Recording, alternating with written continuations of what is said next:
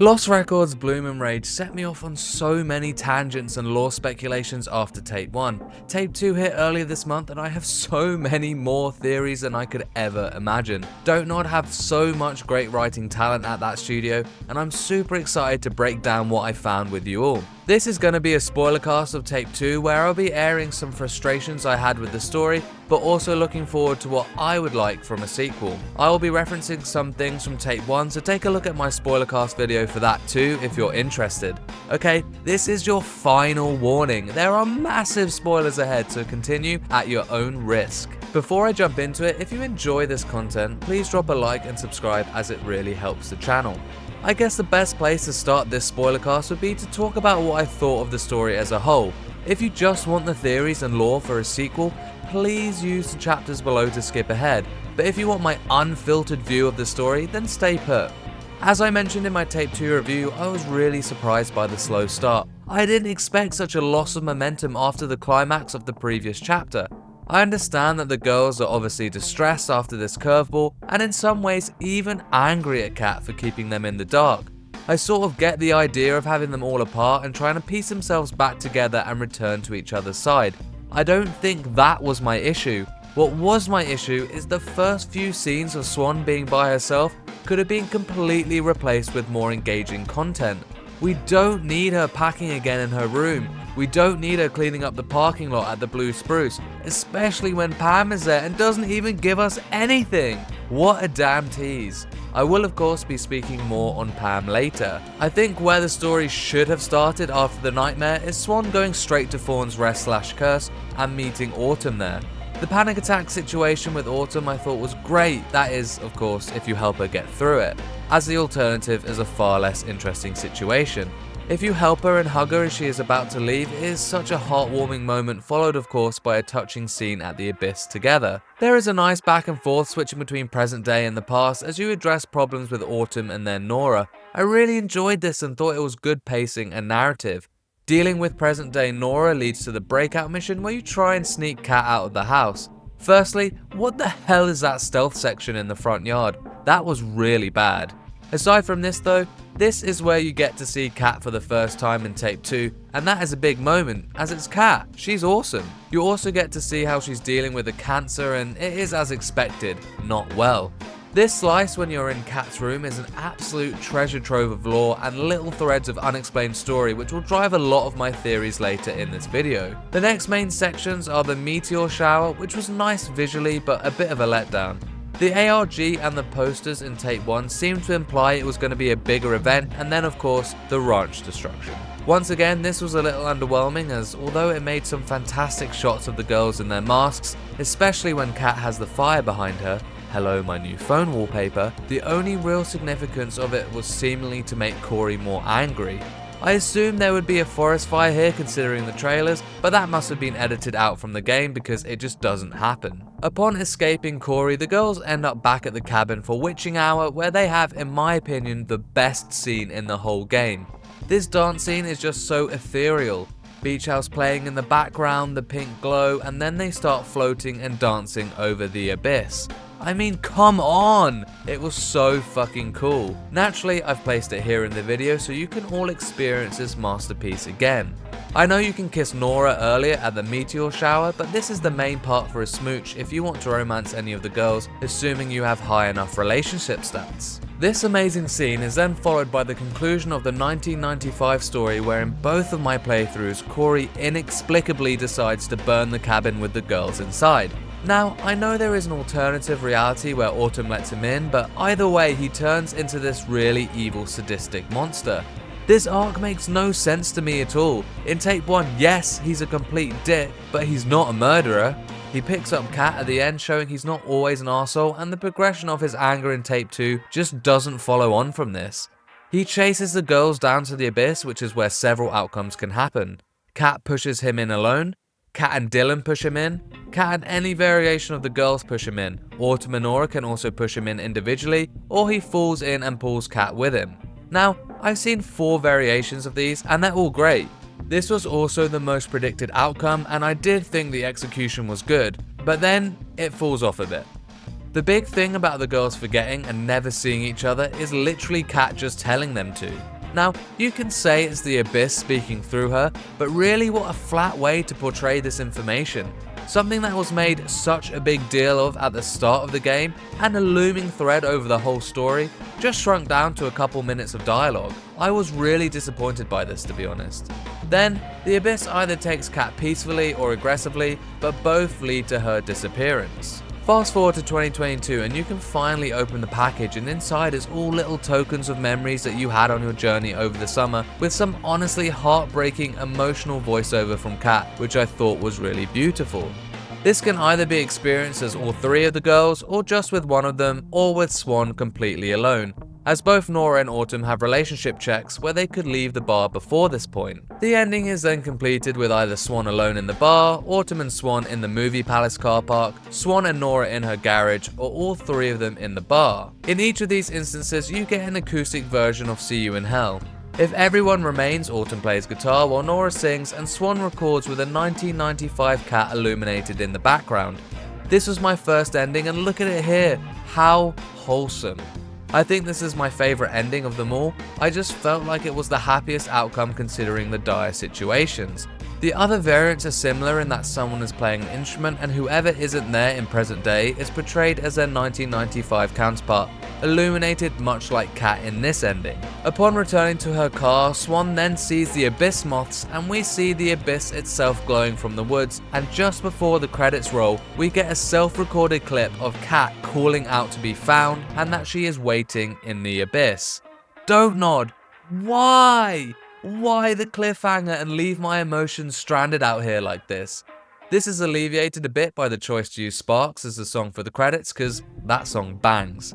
It's not quite over though, as when the credits end, there is a final chapter in which present day Swan approaches the Abyss and we see a glimpse of 1995 Kat once again calling to be found before Swan herself jumps into the Abyss. I gave Tape 1 an 8 out of 10 and Tape 2 a 7 out of 10, so theoretically you would think that overall I would give this game a 7.5 out of 10.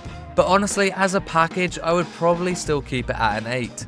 My main gripes to scoring Tape 2 lower were due to the Corey arc and not following up on a lot of threads I thought could be resolved. However, I do think it is a stellar return to form for DontNod in this kind of genre, and I think they've set up this new franchise excellently. I just know the next game will be an absolute banger. The character writing and relationships are still next to none. Talking of a sequel and unresolved threads, let's jump into the interesting bit, my crazy theories and speculation. Going into Bloom and Rage, I always had the thought that this would be DontNod's attempt to start their own new Life is Strange franchise. I thought these two tapes would make up the first game and then they would go in the same fashion where it would be different characters but within the same world. I still held this thought after Tape 1 and I thought the different characters would be connected through the Abyss in future titles.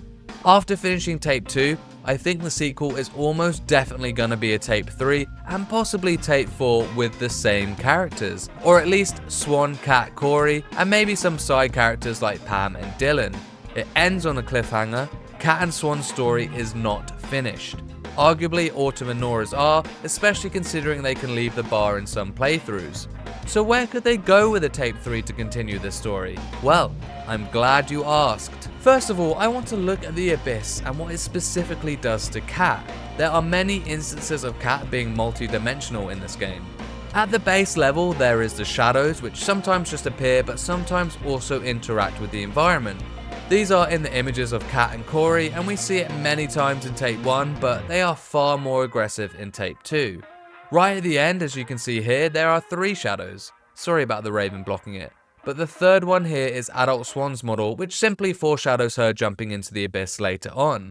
What I mean by multidimensional is existing as a copy of yourself over an indefinite timeline. Put simply, there is a 1995 version of Kat and Corey that exist at the same time as the ones we see, but they also remain in existence in 2022. There is a lot of proof of multiple existences for Kat over the course of the 2 tapes. Remember that note in the cabin when Swan tries to unlock the door when they first find the cabin? This note right here. In Tape 2, it is placed in Kat's corner, which to me signals that this guidance was written by alternate reality Kat. For ease of this conversation, I will refer to her as Abyss Kat. Another object we see in and around the cabin is this super creepy doll.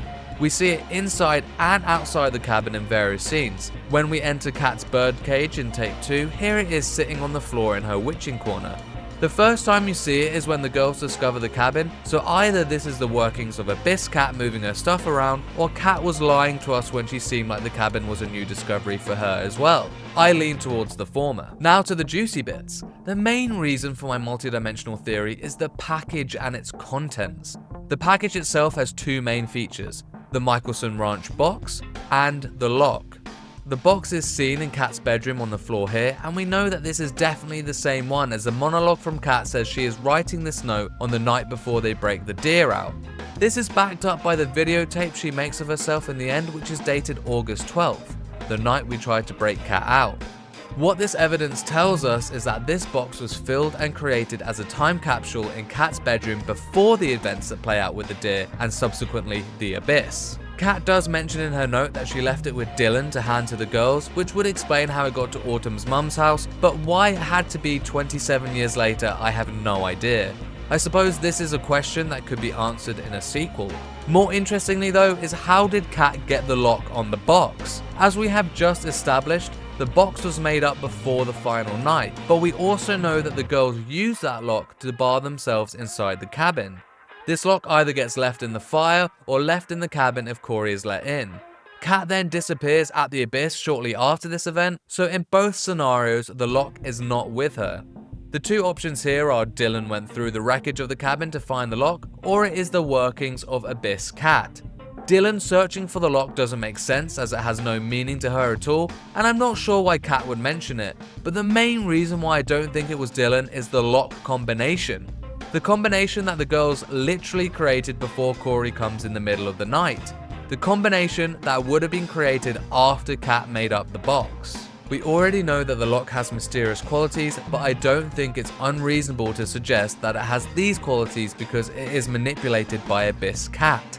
This would support the idea of Kat existing after her disappearance, and hence multiple realities or dimensions, especially considering what's inside the box.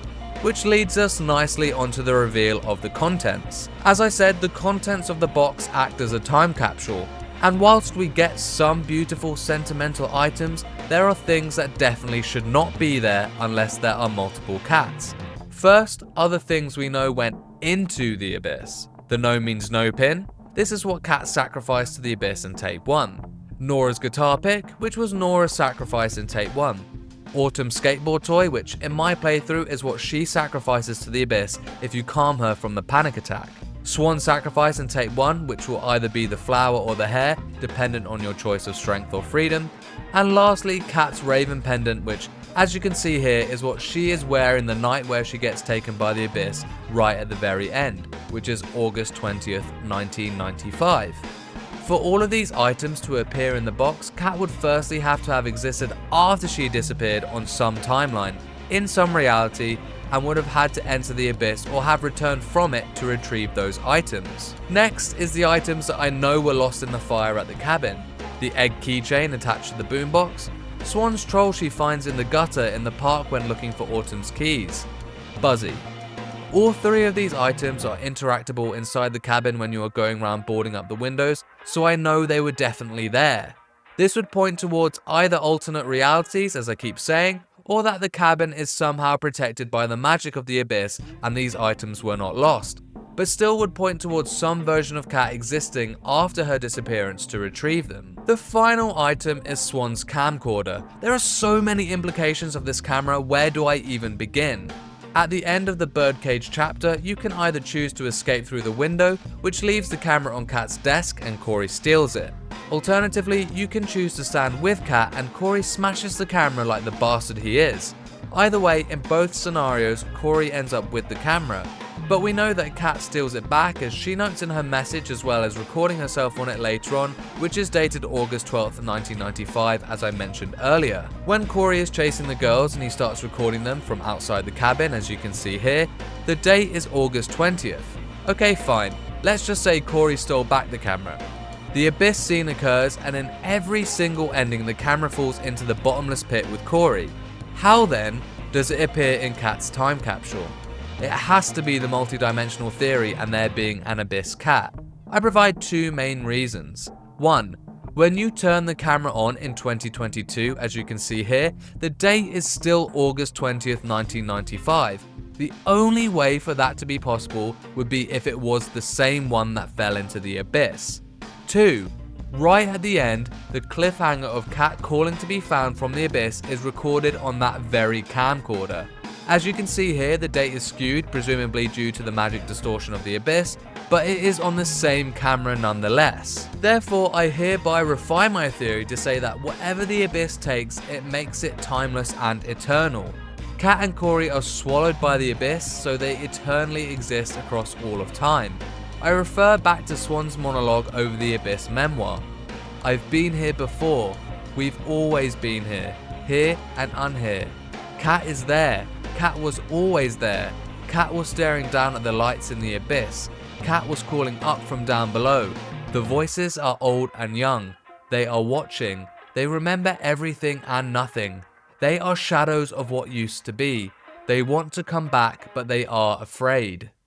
Kat, Corey, and now Swan being swallowed by the abyss mean that they exist forever and always have existed in some capacity. They basically become timeless entities, and exactly the reason why I think they will be supported in Tape 3, 4 and beyond.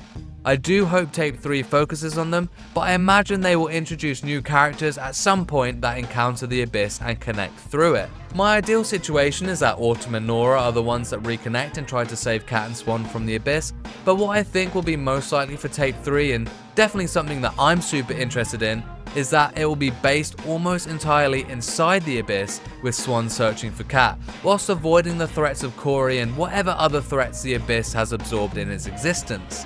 Wouldn't it be super cool if Swan teamed up with the mining expedition that went missing, as I feel like that was a thread that was not fully explored. We know that someone has escaped the abyss before, Gil Davidson from the newspaper in the Blue Spruce, so it is not unviable for Swan and Kat to both escape too. It just may be a weird dynamic with Kat being 16 and Swan being 43. At the start of the tape, in Swan's bedroom, you can see that she is investigating the miners that went missing. There is also these two missing flyers for Kat and Corey at the end. Then there is of course Fred, who got stolen by the aliens. The Lost Records tapes could really be a collection of these missing people's experiences. We have Swan, Kat and Corey in this one, and then we could have the miners, Gil Davidson and Fred all as sequels. The final thing for my multidimensional timeless theory, the name is a work in progress, is the secret phone call you can get. The number Swan writes on the rental car sheet at the start of Tape 1 can be dialed in Swan's room at the start of Tape 2. The number is of course from 2022 and the phone call takes place in 1995. You seem to hear a distorted adult Swan who says, "Don't forget." If adult Swan can say that in 1995, then clearly there is some timey-wimey stuff going on. A thread that will be undeniably in Tape 3, and I say undeniably because I'm genuinely shocked it was an unfinished thread in Tape 2, is Selene and the Witch Coven.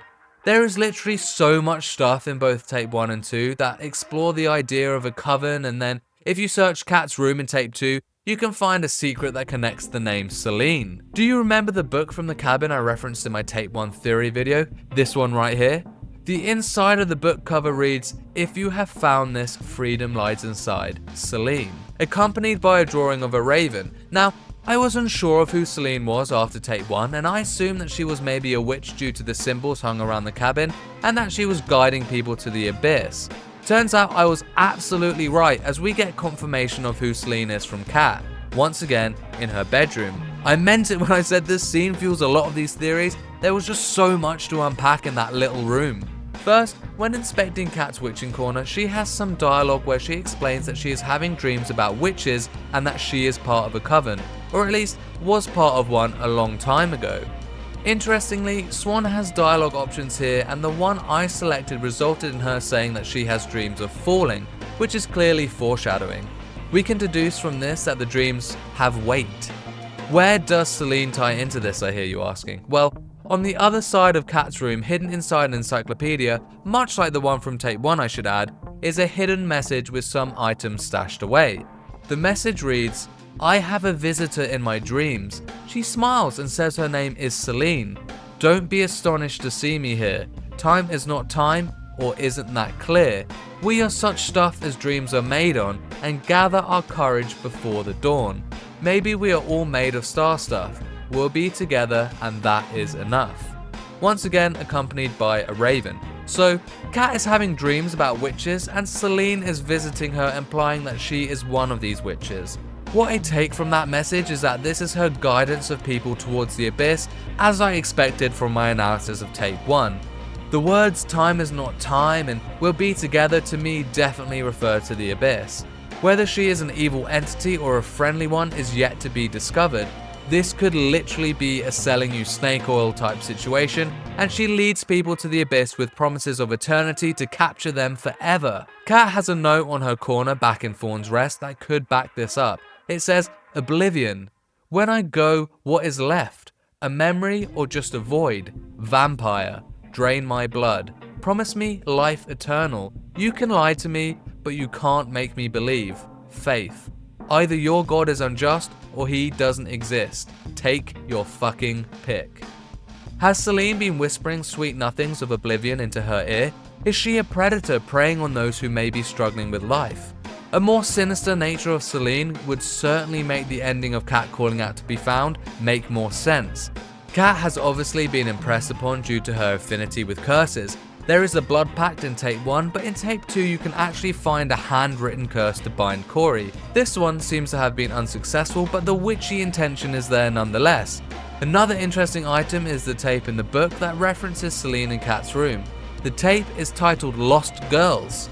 Could this be all the girls that Celine has managed to capture and recruit to her coven? Or, at a bigger stretch, could this literally be tape 3 and will be the story of Kat and Swan in the abyss? Anything seems possible at this point. The other strong parallel between the witches, Celine and Kat are the ravens. The ravens are always present in the abyss sequences and are often shown with purple eyes to clearly represent their association. There is of course the 2 drawings of ravens in both texts written about Celine, but Kat also has so many raven-shaped goodies too. There's the pendant here, which is also found in the secret box in her witching corner. A coincidence? I think not. In addition to this, she has a raven sticker on both her CD player and diary, the mask she wears on the final night, and her choice of lock combination. She also draws one on the note she leaves the girls in the box. On the final day before they go and save the deer, Kat even mentions that the reason she managed to get out of her house is because a raven flew in to distract. My running theory is that the abyss is controlled and or maintained by witches, and the witches themselves are represented by the ravens. Whether they are shapeshifters or wargs like Bran from Game of Thrones, I'm not quite sure. If I were to guess, I would say it's a more possession-like warg situation, as that would explain the deer being manipulated when they attack Corey. There are 2 things in particular I want to share about my theory on the ravens being witches, and the first one is the ending sequence when Corey falls into the abyss. What causes the abyss to close up shop? A flock of ravens swarming in and sealing it, which in my eyes is the witches returning to their dimension after completing what they set out to achieve. Not quite convinced yet? Well, check out my second point here. Take a look at this picture. This is the toy found in Kat's drawer that you have to put batteries inside to make it work. Look at what it's showing. There are 4 ravens standing around the abyss, which would definitely be the 4 girls, but look, there's another one perched in the center on a tree stump. Due to its position in the middle and slightly elevated, it would suggest to me that this raven is either welcoming or instructing. Who do we know that seems to be guiding people to the abyss? Well, that sounds a lot like Celine, doesn't it? We all know the girls space out a bit when they're around the abyss, so it wouldn't be far-fetched to consider that they may have erased the existence of this witch from their memories. She may have even still been in raven form, there's no knowing for sure. So, to summarize, I think Celine is the leader of a witch coven who, through shapeshifting or warging, are being represented by ravens. Celine has evidently been guiding people to the abyss before, as we discovered with the book in the cabin when we first arrived there, but she has also been visiting Kat in her dreams. I think she is either trying to recruit people to her coven, or she has a sinister motive and just wants to feed the abyss. I really hope this thread is explored in tape 3. What else do I think could and should appear in a sequel? Well, the thing that immediately springs to mind is Pam. To me, Pam's story feels wildly unfinished. She is made to feel like a prominent character, as she is the only one outside of Bloom and Rage that shows up in both timelines. On top of that, she is an investigator of the paranormal. The brief time you get to speak to her in tape 2 back in 1995, she does talk about her Wendigo sighting and how she and her friends used to always hike through those woods. I would not be surprised if one of these two things happened. 1. She is involved in the rescue effort in tape 3 to get Swan and Kat back from the abyss. Or 2. There is a sequel game that is about her story as a kid exploring the woods of Velvet Cove. I just can't shake the feeling she has more important things to come, otherwise I'm not really sure of the relevance of her inclusion in tapes 1 and 2. She does mention at the end of tape 2 that she is going to stay in the haunted cabin from the book that Gus got her. Perhaps this is where she encounters witches that may be able to assist in the rescue effort of Kat and Swan. Another thing I would like to be explored more is the offerings to the abyss. More specifically, what is the nature of the give and take system we are led to believe is in place? The offerings we know of are Kat's no means no pin, in which she asks to get them all out of there. Well, that one we know is true, as Kat is trapped inside the abyss and presumably outside of space and time itself, and then the 3 girls are all moved away in the present day. I could have also pinned this wish to the bikini kill tickets after tape 1, but we know now that that doesn't materialize. Nora's pick is sacrificed and she wishes to be famous, which it seems like she is in present day with her fashion company. I believe Autumn refers to her as a successful influencer. Autumn makes a wish in tape 2 if you successfully manage to get her to stay in the cabin scene, and she sacrifices her toy skateboard asking for the girls to be able to overcome whatever they have to go through. This one also I would say has come to fruition as they successfully overcome Corey. Now the final one is Swan, in which you make a choice of strength or freedom. If you wish for strength, your offering is some of your hair, and if you wish for freedom, you offer an abyss flower. These wishes are the ones I'm not sure of the outcome. Firstly, freedom is technically incorrect, as Swan presumably is now also trapped by the abyss. The wish for strength could be argued for more, but once again, there isn't anything too solid to tie it to. Could this be the main decision that carries over into a sequel? Much like at the start of many Life is Strange games, they ask you what your choice was at the end of the first game. I think this would be a really interesting choice to have affecting tape 3, mostly because every wish seems to have a double-edged sword outcome. Yes, all the girls got out of there as per Kat's wish, but in order to do so they had to never see each other again and suppress the memories of the good times they had together. Also at the end, after pushing in Corey, Kat says the abyss wants them to be free but wants something in return. They can't see each other. Perhaps the implications of breaking this is why it then takes Swan. Nora got famous, but not through music as she wanted to. In fact, she doesn't even play music at all anymore. Autumn's wish of overcoming everything comes with the negative side effect of emotional scarring. Therefore, I think that whether Swan gets freedom or strength will come with a downside too. Perhaps if you picked freedom, then the end of tape 3, Swan gets freedom but Kat remains trapped. And if you pick strength, then you help Kat escape, but stay trapped yourself. If anyone has any evidence of Swan's wish affecting something other than her tattoo, then please let me know in the comments below, as it would be good to share that info with everyone. But if not, my tape 3 theory still stands. Swan and Kat's story will continue, as Swan literally says, "I will find you," as she graciously jumps into the abyss. I can already feel the heartbreak from here. I hope you have enjoyed my theories about potential sequels in tapes 3, 4 and beyond, but I would also love to hear yours. Please comment below with any thoughts you have and start a conversation with the community. We've got a long time until DontNod release anything in the Lost Records franchise, so let's keep the conversation flowing in the meantime. I've got lots of other reviews and spoilercasts on my channel, as well as some discussions about console releases and gaming showcases, so check those out for more of my content. If you enjoyed this video, please show your support by leaving a like and subscribe, and for everything casual gamer, keep it here. Peace and love.